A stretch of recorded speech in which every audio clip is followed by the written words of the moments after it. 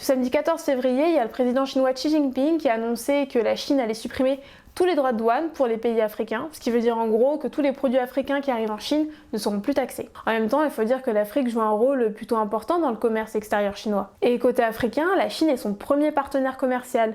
Ils ont des échanges commerciaux, donc ce qu'ils s'envoient, ce qu'ils s'achètent, qui avoisinent les 300 milliards de dollars. Si on peut débattre sur ce que cette décision apporte financièrement à l'Afrique, dans le sens où en réalité l'Afrique exporte très peu vers la Chine, ça permet quand même d'illustrer la nature de leur rapport, qui s'est d'ailleurs vraiment resserré ces dernières décennies. Mais du coup on peut se poser la question, comment est-ce que la Chine a fait pour devenir un partenaire incontournable pour le continent africain, alors même qu'il y avait déjà de nombreuses puissances extérieures qui étaient sur place et bien installées? Mais aussi quelle est la nature de cette relation Chine-Afrique? Et enfin, quelles sont ses limites? C'est ce qu'on va voir dans cette vidéo. Sinon, moi c'est Sophia, je suis journaliste et fondatrice de L'Heure africaine, le média qui rend l'actualité politique africaine accessible à tous. Donc je fais des vidéos sur Instagram, sur TikTok et maintenant sur YouTube. Donc si ce genre de contenu vous intéresse, abonnez-vous. Bon, on repart en Afrique. Ok, donc elle part d'où cette relation Chine-Afrique? Retournons au moment des premières vagues de décolonisation dans les années 50. À ce moment-là, c'était surtout l'Europe, donc les anciennes puissances coloniales, qui commerçaient avec les pays africains. Et le rapport de force colonisé-colonisateur était toujours bien présent. Et de l'autre côté, la République populaire de Chine sort de la guerre avec Taïwan, et même si son territoire est vaste, ce n'est pas elle qui est reconnue la Chine officielle, disons. Et elle est encore dans l'ombre du géant régional de l'époque, l'URSS. En fait, ce qui fait que l'Afrique et la Chine vont se rapprocher, c'est cette volonté commune de sortir de l'influence des grandes puissances qui les prennent de haut. Pour la Chine, d'être reconnue comme la Chine, et pour les pays africains fraîchement indépendants, d'être reconnus comme des pays libres et souverains, donc ils peuvent décider pour eux-mêmes. Mais il y a aussi l'idée de se faire des nouveaux alliés qui les traitent d'égal à égal. Les premiers échanges se font à la conférence de Badung en 1955. Il y a un événement qui rassemble les nouveaux pays indépendants d'Afrique et d'Asie et qui se veut pour encourager à la coopération de ces pays dits du tiers-monde. Et les années qui suivent, la Chine se rapproche du continent et multiplie les visites en Afrique. En 1957, elle est au Caire, en Égypte. En 1958, elle est à Accra, au Ghana. Et en 1963, elle est à Mogadiscio, en Éthiopie.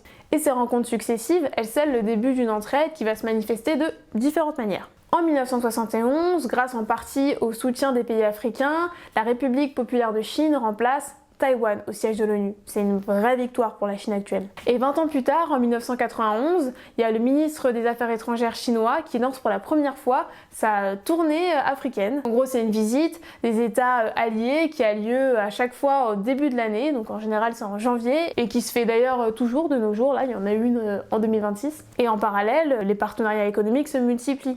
En 1999, ils ont des échanges à hauteur de 6,48 milliards de dollars. Parce que oui, à ce moment-là, la Chine, c'est déjà l'atelier du monde, donc la star des exportateurs. Ses produits électroniques, ses vêtements, tout ce qu'elle produit de pas cher, en fait, c'est envoyé aux quatre coins du monde. Et l'Afrique ne fait pas exception. Et le continent, quant à lui, lui vend ses matières premières, donc coton, etc., pour supporter son volume de production. Donc sur le papier, on est sur un partenariat gagnant-gagnant qui permet à l'Afrique de sortir de son rapport de force défavorable avec la France et les anciennes puissances coloniales en s'offrant un nouveau partenaire. Dans les années 90, il y a d'ailleurs le concept de Chine-Afrique qui voit le jour pour parler des relations économiques, politiques, culturelles entre l'Afrique et la Chine. Mais aussi d'une certaine manière pour narguer l'ancien terme France-Afrique, qui lui parlait de manière plutôt péjorative des rapports entre l'Afrique et la France. Bon, attention, ils n'ont pas complètement disparu ces rapports France-Afrique, mais bon, ça c'est un autre sujet. Peut-être pour une autre vidéo. Et donc dans les années 2000, les liens se renforcent entre la Chine et le Kenya, l'Éthiopie, l'Égypte, l'Angola, etc., etc. Et la quantité de leurs échanges explose. Au fil du temps, ce qui aide aussi à fortifier leur partenariat, c'est l'absence d'un gros rapport de force entre les deux. Alors, seulement dans un premier temps, on va y revenir. Et le fait qu'il n'y ait pas de jugement condescendant entre eux. Par exemple, contrairement à l'Union européenne ou aux États-Unis, les prêts que propose la Chine aux pays africains ne sont pas conditionnés par l'objectif de faire un effort sur la question démocratique, par exemple. Et les pays africains ne jugent pas la Chine sur son modèle politique qui est clairement pas démocratique. En fait, il n'y a pas de vision moraliste dans leurs relations. Et ça, pour l'Afrique, ça fait du bien. Et c'est à peu près comme ça qu'on en arrive à maintenant, où la Chine est carrément partout en Afrique. Et ça, malgré l'ultra-concurrence. Rentrons un peu dans les détails. Déjà, le pays est présent dans quasi tous les secteurs d'activité en Afrique. La construction d'infrastructures, l'énergie, l'exploitation de ressources minières, etc., etc. Et elle a deux activités favorites. Celles dans lesquelles elle met plus d'énergie, on va dire, parce que plus intéressant pour son économie. La première, vous le savez, c'est servir dans les ressources naturelles et minières, comme le pétrole, le coltan, le coton, le fer, les diamants, etc., etc.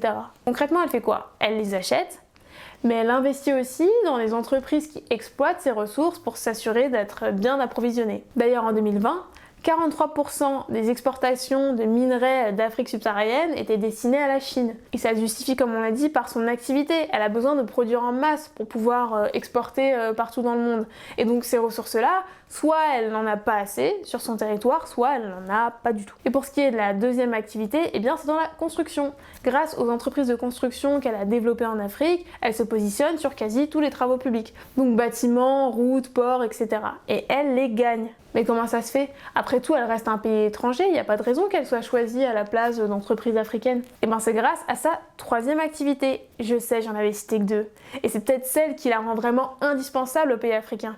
Celle de signer des chèques. En fait, la Chine, elle fait des gros prêts aux États à des taux d'intérêt intéressants pour les aider à financer ses travaux publics. Et en échange, elle s'assure de remporter ces travaux. Je vous donne un exemple. Il y a la voie ferrée au Kenya qui relie les villes de Mombasa et Nairobi, qui a vu le jour en 2017. Et bien cette voie ferrée, elle a été financée à 90% par la Banque de Chine, qui a prêté 3,8 milliards de dollars au gouvernement kényan. Et le projet de construction de ce chantier énorme, en fait, il a été confié à la compagnie de construction chinoise CRBC pour la somme de 3,8 milliards de dollars. Vous l'avez compris, la Chine est doublement gagnante parce que en faisant ça, elle se rembourse son prêt et en parallèle, elle s'impose sur les marchés publics du pays. Puisqu'une fois qu'elle est dans le système, elle peut candidater plus facilement aux autres projets publics dans le pays, mais aussi dans les pays autour. Et on peut citer plein d'autres exemples de ce type sur le continent. Côté business, l'Afrique profite des prêts avantageux de la Chine et lui vend ses ressources, et la Chine, elle, s'implante dans son marché public et sécurise son accès aux ressources qu'elle souhaite. Mais rappelons-le, les liens Afrique-Chine vont au-delà de l'aspect économique. Par exemple, il y a le volet militaire. La seule base militaire extérieure à son territoire que la Chine a, c'est en Afrique, à Djibouti. Aussi, elle est le deuxième fournisseur d'armes de l'Afrique subsaharienne. Et donc là encore, ça crée l'opportunité à l'Afrique de contourner les États-Unis qui fournissent près de la moitié des armes dans le monde. Ils sont aussi alliés sur le plan politique. Les États africains ils tendent à soutenir les propositions chinoises dans les organisations internationales comme l'ONU. Enfin, il y a un échange culturel qui s'est fait. Il y a des partenariats universitaires qui se sont créés entre des établissements africains et chinois. Il y a des espaces culturels qui ont vu le jour en Afrique. On voit bien que la Chine cherche à étendre son rayonnement culturel en Afrique et ça marche. Alors, je prends quand même le temps de préciser qu'elle n'est évidemment pas le seul acteur influent sur le continent.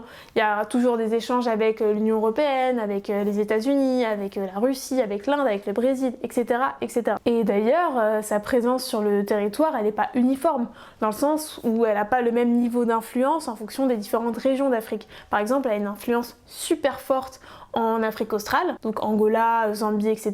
Mais certaines zones comme le Maghreb sont aussi très tournées vers l'Union européenne, d'autres vers la Russie. Mais grâce à un système bien pensé et aussi en se plaçant toujours comme égal aux pays africains, la Chine a réussi à devenir un acteur incontournable de sa scène commerciale. Mais on va le voir maintenant, cette relation n'est pas si équilibrée que ça. Premier point, si je n'ai pas arrêté de dire que la Chine est partout en Afrique, que c'est son premier partenaire économique, qu'elle est devenue incontournable, qu'elle est présente dans tous les secteurs d'activité, etc., etc., eh bien la réalité, c'est que cette affirmation, elle n'est pas réciproque pour la Chine. Si l'Afrique est importante pour la Chine par rapport à tout ce qu'on a expliqué avant, non seulement elle n'est pas indispensable à son commerce, mais elle n'est même pas prioritaire. Les marchés européens, qui comptabilisent 787 milliards de dollars d'échanges commerciaux, américains, eux sont à 688 milliards, et asiatiques, pèse bien plus lourd sur la balance. Et même si la Chine a envahi les secteurs de l'économie africaine, dans les faits, elle investit peu. C'est-à-dire qu'elle met peu d'argent dans le développement et l'implantation d'entreprises à elle en Afrique. Le continent représente seulement 12% de ses investissements étrangers.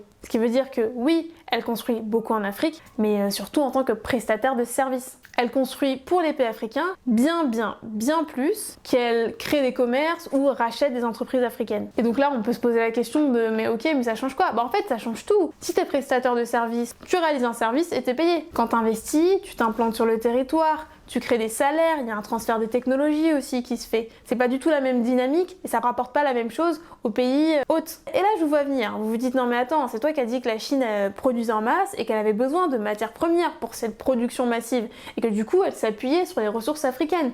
Donc elle est bien indépendante de l'Afrique sur ce point-là, non? Eh bien en fait, pas vraiment. Oui, elle s'appuie clairement sur l'Afrique pour avoir accès à ses ressources, c'est d'ailleurs l'intérêt majeur, mais elle a su au fil du temps diversifier ses sources. Pour le pétrole par exemple, elle a l'Angola, mais elle a aussi l'Arabie Saoudite, les Émirats Arabes Unis. Donc même sur ce point, elle n'est pas dépendante de l'Afrique. Ah oui, et il faut qu'on revienne sur ce sujet des prêts. On l'a vu, ils permettent à la Chine de se positionner sur plein de marchés publics. Mais avec le temps, ils sont aussi devenus des outils de contrôle sur certains États, qui, incapables de rembourser correctement leurs prêts, parce qu'ils empruntent pour des travaux publics, mais pas que, se retrouvent à devoir accepter des clauses défavorables pour leur entreprise locale. Un cas marquant est celui de la Zambie, qui, en échange de la restructuration de sa dette, a accepté que plein d'entreprises chinoises viennent s'implanter dans le business de l'extraction de cuivre. Et donc ça, au lieu que ce soit des entreprises locales qui le fassent. Ce qui, en plus de ça, lui fait même un peu perdre la main sur le contrôle de ses ressources. Et de l'autre côté, il y a la Chine, qui gagne un rayonnement culturel, qui élargit son soft power sur le continent, puisque, vu de la population, elle est toujours perçue comme cet État allié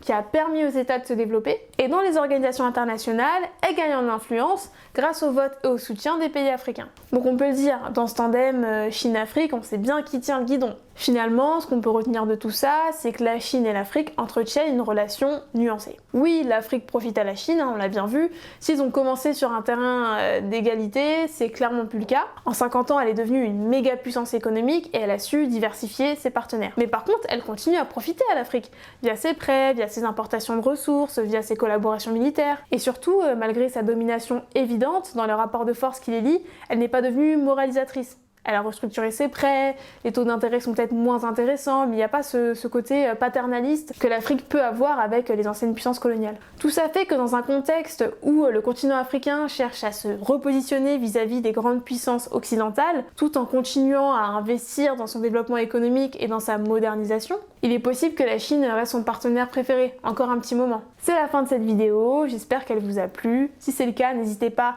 à liker, à commenter, à partager, à vous abonner, parce que c'est ça qui va permettre à la chaîne de grandir. Et sinon, nous on se retrouve très bientôt pour une nouvelle vidéo.